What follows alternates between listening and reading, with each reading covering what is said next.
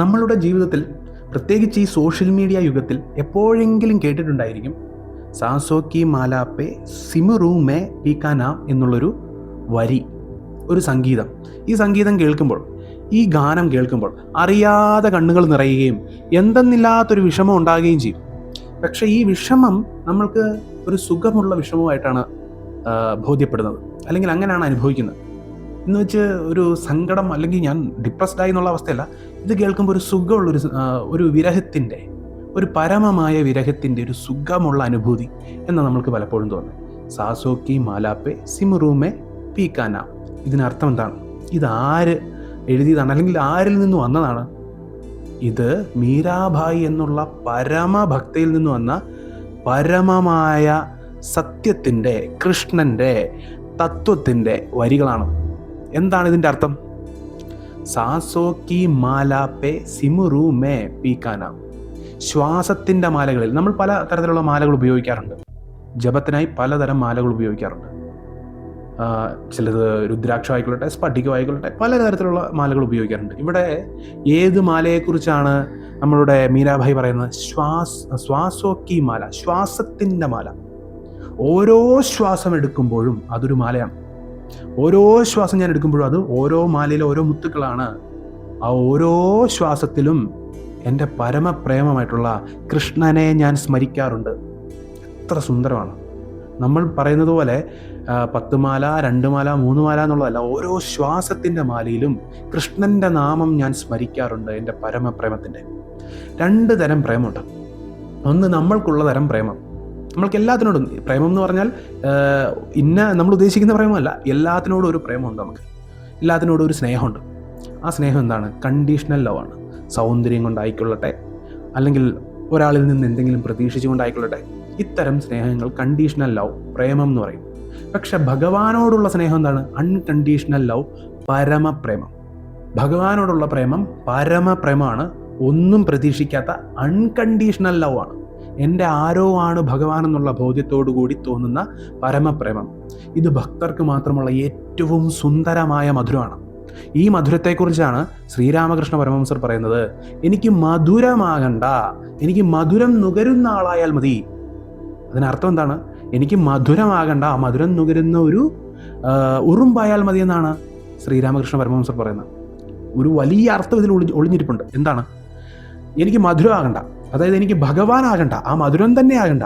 പക്ഷെ ആ മധുരം നുകരുന്ന, ആ മധുരത്തെ അനുഭവിക്കുന്ന ഉറുമ്പായാൽ മതി. ആ മധുരമെന്ന ഭക്തിയെ അനുഭവിക്കുന്ന ഉറുമ്പെന്ന ഭക്തൻ, അത്രയേ ഉള്ളൂ ഇതിൻ്റെ അർത്ഥം. എനിക്ക് ആ ഭക്തി അനുഭവിച്ചാൽ മതി. ഭക്തി എന്ന സുന്ദരമായ പരമപ്രേമം അനുഭവിച്ചാൽ മതി. ചിലപ്പോൾ നമ്മൾ പലരും ഭഗവാനെയോ ഭഗവതിയൊക്കെ കൂട്ടുകാരനായി കാണാറുണ്ട്, അതുപോലെ തന്നെ സഹോദരനായി കാണാറുണ്ട്, അച്ഛനായി കാണാറുണ്ട്, അമ്മയായി കാണാറുണ്ട്, ചിലപ്പോൾ നമ്മളുടെ യജമാനനായി കാണാറുണ്ട്. ഏത് തരമാണെങ്കിലും അതൊരു സുഖമുള്ള സ്നേഹമാണ്. അത് പരമമായ സ്നേഹമാണ്. ഒന്നും പ്രതീക്ഷിച്ചുള്ള സ്നേഹമല്ല. പലർക്കും ഒന്നും കിട്ടിയില്ലെങ്കിലും പലപ്പോഴും പല കൃഷ്ണഭക്തരൊക്കെ നമുക്ക് എപ്പോഴും കാണാറുണ്ട്, മുരുക ഭക്തരൊക്കെ കാണാറുണ്ട്. എപ്പോഴും മുരുകനെ തന്നെ സ്മരിച്ചുകൊണ്ടിരിക്കുക, മുരുകനെ തന്നെ സ്നേഹിച്ചുകൊണ്ടിരിക്കുക. ആ സ്നേഹത്തിൻ്റെ പേരാണ് പരമമായ സ്നേഹം. ആ പരമമായ സ്നേഹം നൽകുന്ന ഭക്തനാണ് പരമഭക്തൻ. ആ പരമഭക്തൻ എന്നുള്ള അവസ്ഥയിലെത്തിയ മഹാപുരുഷന്മാർ ഒരുപാട് പേരുണ്ട്. അതിലൊരാളാണ് ശ്രീ മീരാഭായ്. മീരാഭായിയുടെ അവസ്ഥ എന്താണ്? നമ്മൾ പലതരം നാമജപമുണ്ട്. ഏറ്റവും ഒരു നാമജപത്തിൽ തുടക്കക്കാരനാണെങ്കിൽ ആദ്യം ജപിക്കുന്നത് വൈഖരിയായിട്ടാണ്, ശബ്ദം കേട്ടാണ് ജപിക്കുന്നത്. നമുക്ക് മറ്റുള്ളവർക്കും കേൾക്കാം, നമ്മൾക്കും കേൾക്കാം. അത് കഴിഞ്ഞിട്ടുള്ളതാണ് ഉപ്പാൻഷു. നമ്മൾ മാത്രമേ കേൾക്കുകയുള്ളൂ, നമ്മൾക്ക് മാത്രമേ അറിയുള്ളൂ നമ്മളുടെ നാവുകൾ ഇത് സ്മരിക്കുന്നുണ്ട്, ജപിക്കുന്നുണ്ട് എന്ന് നമ്മൾ മാത്രമേ അറിയുള്ളൂ. അത് കഴിഞ്ഞാലുള്ളതാണ് മാനസികം. അവിടെ നമ്മൾക്ക് നമ്മളുടെ നാവോ ഒന്നും ഉപയോഗിക്കുന്നില്ല, മനസ്സും മാത്രമേ ഉപയോഗിക്കുന്നുള്ളൂ. നമ്മളുടെ വായൊന്നും അനങ്ങുന്ന പോലുമില്ല. മുഴുവൻ കോൺസെൻട്രേഷനും നമ്മളുടെ മനസ്സിലാണ്. മനസ്സിൽ നമ്മൾ ജപിക്കുന്നതിനാണ് മാനസിക ജപം എന്ന് പറയുന്നത്. അത് കഴിഞ്ഞാലൊരു അവസ്ഥയുണ്ട്, പരമമായ അവസ്ഥ. ആ അവസ്ഥയാണ് ഓരോ ശ്വാസത്തിലും ഭഗവാന്റെ നാമം സ്മരിക്കുന്ന അവസ്ഥ. ഈ അവസ്ഥയാണ് പരമമായ അവസ്ഥ. അപ്പോൾ നമ്മൾ പലരും ഇന്നത്തെ കാലത്ത് പറയുന്നത് കേട്ടിട്ടുണ്ട്, ഇന്ന പ്രശ്നമാണോ എങ്കിൽ ഇന്ന ആധാരത്തിൻ്റെ പ്രശ്നമായിരിക്കും. അതുകൊണ്ട് ആ ആധാരം നമ്മൾക്ക് ഉണർത്തിയെടുക്കണം, അതിനുള്ള ക്രിയകൾ ചെയ്യണം. ഇതൊക്കെ പലരും ഗുരു ഇല്ലാതെ ചെയ്യാറുണ്ട്. പലപ്പോഴും പലതരത്തിലുള്ള അബദ്ധങ്ങളിൽ ചെന്ന് ചാടാറുണ്ട്. ഇവരൊക്കെ ഇതുപോലുള്ള പല കാര്യങ്ങളും ജപിക്കാറുണ്ട്. അങ്ങനെ പലതരത്തിലുള്ള അബദ്ധങ്ങളിൽ പോലും പലപ്പോഴും ചെന്ന് ചാടാറുണ്ട്. ഞാൻ എല്ലാവരുടെയും കാര്യം പറയുന്നില്ല. പലപ്പോഴും നമ്മൾ മനസ്സിലാക്കേണ്ട ഒരു കാര്യമുണ്ട്. ഒരു ആധാരം, അതിന് ഒരു പ്രവൃത്തി സംഭവിക്കുമ്പോൾ അതിന് നെഗറ്റീവും പോസിറ്റീവുമായിട്ടുള്ള 2 തരം എഫക്റ്റുകളുണ്ടാവും. അതിനും അപ്പുറം ഏതൊരു മഹാഗുരുവിനെ എടുത്തു നോക്കിയുള്ളൂ, അത് ഈ യുഗത്തിലുള്ള മഹാഗുരു ആയിക്കൊള്ളട്ടെ, ഇതിനു മുൻപുള്ള മഹാഗുരുക്കന്മാരായിക്കൊള്ളട്ടെ, അവരൊരിക്കലും ഞാൻ നിങ്ങളുടെ ആധാരം ഉണർത്താനോ കുണ്ടലിനി ഉണർത്താനോ ചക്രം ഉണർത്താനോ ഒന്നും പറയില്ല. ഒരിടത്തും പറയില്ല ഇത് ഉണർത്താനായിട്ട് ഇന്നമെന്ന്. അങ്ങനെ ഒന്നും ഒരിക്കലും പബ്ലിക്കായിട്ട് പറയില്ല. അങ്ങനെ ഒരു ഗുരുവും പ്രൊമോട്ട് ചെയ്യില്ല. അതേസമയം മഹാഗുരുക്കന്മാർ എന്താണ് പറയുന്നത്? നാമം ജപിക്കൂ. ശ്രീരാമകൃഷ്ണ പരമഹംസർ പറയുന്നു, ചൈതന്യ മഹാപ്രഭു പറയുന്നു, ഏതൊരു ഗുരുവിൻ്റെ അടുത്ത് ചെന്നാലും പറയുന്നു നാമം ജപിക്കൂ. ഇപ്പോൾ നമ്മൾക്ക് രമണ മഹർഷിയുടെ അടുത്ത് ചെന്നാൽ പറയും, എന്താ ചെയ്യേണ്ടേ ഭഗവാനെ, ആത്മീയമായി മുന്നേറാൻ എന്ത് ചെയ്യണം ഭഗവാനെ എന്നൊരു സാധാരണ മനുഷ്യൻ ചോദിച്ചാൽ രമണ മഹർഷി ഒരു കാര്യം പറയുള്ളൂ, അരുണാചല ശിവ അരുണാചല ശിവ എന്ന് ജപിക്കാം. എന്തുകൊണ്ടാണ് നാമസ്മരണയ്ക്ക് ഇത്രയും, നാമജപത്തിന് ഇത്രയും പ്രാധാന്യം വന്നത്? പണ്ടൊക്കെ തപസ് ചെയ്ത് കിട്ടുന്ന ഫലം ഇപ്പോൾ നമ്മൾക്ക് വെറും നാമസ്മരണയിലൂടെ കിട്ടും. 10 മിനിറ്റ് ജപിച്ചാൽ മതി, അല്ലെങ്കിൽ 20 മിനിറ്റ് ജപിച്ചാൽ മതി. ഇങ്ങനെ ജപിച്ച് ഞാൻ പറഞ്ഞതുപോലെ വൈഖരിയിൽ നിന്ന് ഉപാൻശുവാകും. ഉപാൻശുവിൽ കുറച്ച് കാലം കിടക്കേണ്ടി വരും. ഉപാൻശു കുറച്ച് വർഷങ്ങൾ നമ്മൾ ജപിക്കേണ്ടി വരും. അത് കഴിയുമ്പോൾ മാനസിക ജപത്തിലേക്കാവും. നമ്മൾ പോലും അറിയാതെ നമ്മൾ ജപിച്ചുകൊണ്ടിരിക്കുന്ന അവസ്ഥ. അത് കഴിഞ്ഞ് ശ്വാസത്തിലും ജപിക്കുന്ന അവസ്ഥയാവും. ഈ അവസ്ഥയിലൊക്കെ നമ്മളിങ്ങനെ മാറി മാറി വരുമ്പോൾ നമ്മൾ പോലും അറിയാതെ നമ്മളുടെ ആ പരമമായിട്ടുള്ള ഭഗവാൻ നമ്മൾക്ക് വേണ്ടി നമ്മളുടെ ആത്മീയതയെ ഉണർത്തിക്കൊണ്ടിരിക്കുകയാണ്. അത് ആധാരങ്ങൾ ചക്രങ്ങളൊന്നും നോക്കി പോകേണ്ട ആവശ്യമില്ല. അല്ലാതെ തന്നെ ഭഗവാൻ ഇതെല്ലാം ഉണർത്തി നമ്മളെ വലിയൊരവസ്ഥയിലേക്ക്, പലപ്പോഴും പലരും പ്രതീക്ഷിക്കുന്നത് ഇന്ന ആധാരം ഉണർത്തിയാൽ അല്ലെങ്കിൽ ഇന്ന കാര്യം ചെയ്താൽ സിദ്ധി വരും എന്നാണ്. ഒരു ഗുരു ഇല്ലാതെ നമ്മൾ ഇതൊക്കെ ചെയ്താൽ നമ്മൾക്ക് പല പ്രശ്നങ്ങളും വരും. അതുപോലെ തന്നെ എല്ലാ ഗുരുക്കന്മാരും എല്ലാവർക്കും ഇത് കൊടുക്കുകയില്ല. തിരഞ്ഞെടുക്കുന്ന അല്ലെങ്കിൽ അതിനാവശ്യമുണ്ട് എന്ന് ഗുരുക്കന്മാർക്ക് തോന്നുന്നവർക്ക് മാത്രം. എല്ലാവർക്കും പറ്റിയ മാർഗ്ഗമല്ല ഇതൊക്കെ. യോഗ ആയിക്കൊള്ളട്ടെ, സാധന ആയിക്കൊള്ളട്ടെ, പക്ഷെ എല്ലാവർക്കും പറ്റിയ ഒരു മാർഗ്ഗമുണ്ട്, അതാണ് ഭക്തി. പക്ഷെ അതാർക്കും വേണ്ട. ഭക്തിയിലൂടെ തന്നെ ആത്മീയമായി പരമാവസ്ഥയിലേക്ക് എത്താം. നമ്മൾ ആദ്യം ബ്രഹ്മസൂത്രം വായിക്കുന്നതിന് മുൻപ് നാരദ ഭക്തി സൂത്രം വായിക്കണം, മനസ്സിലാക്കണം. അപ്പോഴേ നമ്മൾക്ക് ഇതിൻ്റെ ഒരു ഫ്രൂട്ട് എന്താണ്, ഇതിൻ്റെ ഫലം എന്താണെന്ന് മനസ്സിലാവുകയുള്ളൂ. എല്ലാവരും ഒരു സൈഡിലേക്ക് പോകുന്നു എന്ന് വിചാരിച്ച് നമ്മൾ ആ സൈഡിലേക്ക് പോകാൻ നിൽക്കരുത്. ഭക്തി അത്ര നിസ്സാര കാര്യമല്ല. എല്ലാവരും വേറെ കാര്യങ്ങളാണ്. എല്ലാം നല്ലത് തന്നെയാണ്, ഒരു സംശയമില്ല. എല്ലാം നല്ലത് തന്നെയാണ്, എല്ലാം ദൈവത്തിലേക്കുള്ളതാണ്. യോഗയും തന്ത്രവും ഒക്കെ എല്ലാം നല്ലത് തന്നെയാണ്. പക്ഷെ അതൊക്കെ നമ്മൾക്ക് പറ്റുമോ എന്നും കൂടെ നമ്മൾ മനസ്സിലാക്കണം. അതേസമയം നമ്മൾക്കെല്ലാം പറ്റിയ ഭക്തിയെ നമ്മൾ അവഗണിക്കുകയും ചെയ്യരുത്. ചിലപ്പോൾ നമ്മൾക്ക് പറ്റിയത് ഭക്തിയായിരിക്കും. അപ്പം ഭക്തിയിൽ ഏറ്റവും പരമമായ കാര്യമാണ് നാമസ്മരണ, നാമജപം. ഈ നാമജപം അത്രയും നിസ്സാരമാണോ? സത്യം പറഞ്ഞാൽ ഈ കലിയുഗത്തിൽ തന്നെ എല്ലാത്തരം ആഗ്രഹങ്ങളും പൂർത്തീകരിച്ച് പരമമായ ഭഗവാനിലേക്ക് എത്തിക്കാൻ സാധിക്കുന്നതിനേക്കാൾ വലിയൊരു കാര്യമില്ല. ഒരു ഉദാഹരണം പറഞ്ഞാൽ, വിട്ടൽ വിട്ടൽ വിട്ടൽ എന്ന് മാത്രം ജപിച്ചുകൊണ്ടിരുന്ന വിട്ടല ഭഗവാന്റെ ഏറ്റവും വലിയ ഭക്തനായിരുന്നു തുക്കാറാം. അങ്ങനെ ജപിച്ച് തന്നെയാണ് ആ മഹാഭക്തൻ ആ ഉന്നതമായ അവസ്ഥയിലെത്തിയത്. കൃഷ്ണ കൃഷ്ണ എന്ന് ജപിച്ചാണ് മീരാഭായി ആ ഉന്നത അവസ്ഥയിലെത്തിയത്. വേറെ ഒന്നും ഉപയോഗിച്ചിട്ടില്ല ഇവരാരും. അല്ലെങ്കിൽ ഏതൊരു മഹാപുരുഷനെ എടുത്തു നോക്കിക്കോളൂ, ഏത് മഹാപുരുഷനെ. വാത്മീകി മഹർഷിയുടെ കാര്യം നമ്മൾ പറയാറുണ്ട്, ഹനുമാൻ സ്വാമിയുടെ കാര്യം പറയാറുണ്ട്. ഇവരുടെയൊക്കെ, ഈ മഹാഭക്തന്മാരുടെയൊക്കെ അവസ്ഥ നമ്മൾ പരിശോധിച്ചാൽ ഒരു കാര്യം മനസ്സിലാവും. ഈ അവസ്ഥ പരമമായ അവസ്ഥയാണ്. ആ പരമമായ അവസ്ഥയിലേക്ക് എത്തിച്ച കാര്യം എന്താണ്? നാമജപം മാത്രം. എന്തുകൊണ്ടാണ് നാമജപത്തിന് ഇത്രയും പ്രത്യേകത വരുന്നത്? നമ്മൾ സ്മരിക്കുന്നത് ഭഗവാനെ തന്നെയാണ്. നാമം, ഒരു ഭഗവാന്റെ നാമം എന്ന് പറഞ്ഞാൽ ആ ഭഗവാൻ തന്നെയാണ്. ഓരോ തവണ നമ്മൾ നാമം ജപിക്കുമ്പോഴും നമ്മൾ ആ ഭഗവാനെയാണ് സ്മരിക്കുന്നത്. ഭഗവാനെ സ്മരിക്കുന്ന ഒരാൾക്ക് ഭഗവാന്റെ ഗുണം വന്നു ചേരും.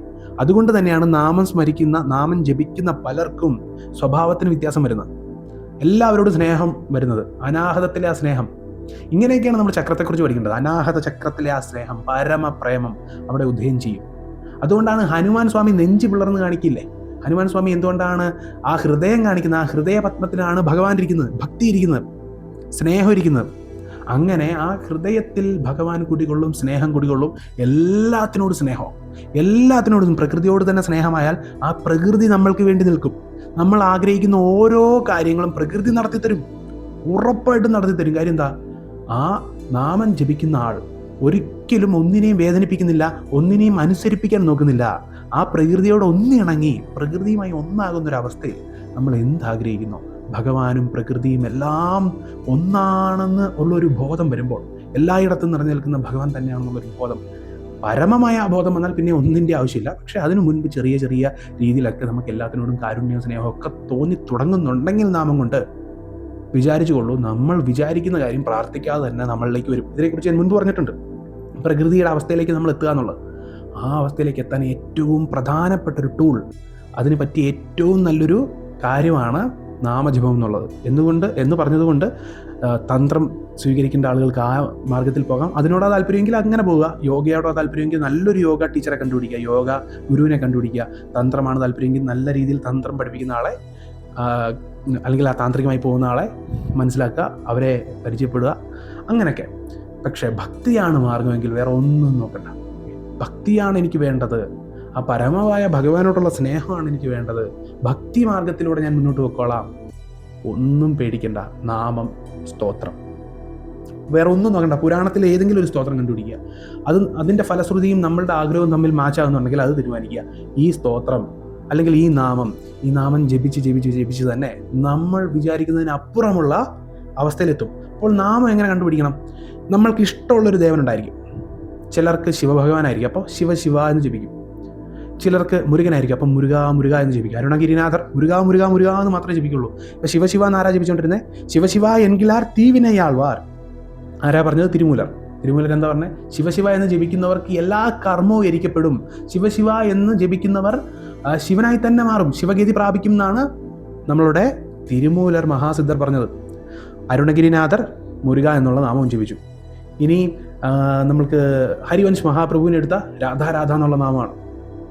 ചൈതന്യ മഹാപ്രഭുവിനെ എടുത്ത ഹരേ കൃഷ്ണ നാമമാണ്.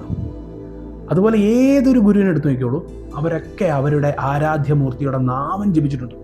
നമ്മളുടെ ആരാധനമൂർത്തി ഏതാണോ ആ ആരാധനമൂർത്തിയുടെ ഏറ്റവും ഇഷ്ടപ്പെട്ട ഒരു നാമം, ഒരു ഭഗവാന് തന്നെ പല നാമങ്ങൾ കാണും. ഒരു ഭഗവാന് തന്നെ, ഇപ്പോൾ കൃഷ്ണന് തന്നെ ഗോപാലകൃഷ്ണൻ എന്നുള്ള ഭാവമുണ്ട്. അപ്പോൾ കൃഷ്ണനെ അങ്ങനെ ആരാധിക്കേണ്ടവർക്ക് ഗോപാലകൃഷ്ണ എന്ന് ജപിക്കാം, അല്ലാത്തവർക്ക് കൃഷ്ണ എന്ന് ജപിക്കാം. രാമഭഗവാനെ ആരാധിക്കുന്നവർക്ക് രാമ. ഏത് രീതിയിലാണ്, ഏത് നാമമാണോ നമുക്ക് പ്രിയപ്പെട്ടത്, ഏത് രൂപത്തിലാണോ ഭഗവാനെ നമുക്ക് കാണാൻ ആഗ്രഹം, ആ രീതിയിലുള്ള നാമം തിരഞ്ഞെടുത്ത് അത് ജപിക്കുക. അങ്ങനെ ജപിച്ച് മുന്നോട്ട് പോകുമ്പോൾ നമ്മൾ പോലും അറിയാത്ത അത്ഭുതങ്ങൾ, നമ്മൾ പോലും പ്രതീക്ഷിക്കാത്ത, നമ്മൾ പോലും ചിലപ്പോൾ അറിയില്ല, ചിലപ്പോൾ നമ്മൾ പ്രതീക്ഷിക്കില്ല, അങ്ങനെയുള്ള അത്ഭുതങ്ങൾ കാണാം. ഞാൻ എപ്പോഴും പറയുന്നൊരു കാര്യമുണ്ട്, ആദ്യം തന്നെ ഇതൊന്നും പ്രതീക്ഷിക്കരുത്. 2 ദിവസം ജപിച്ചു, 3 ദിവസം ജപിച്ചു, 1 മാസം ജപിച്ചു, അങ്ങനല്ല.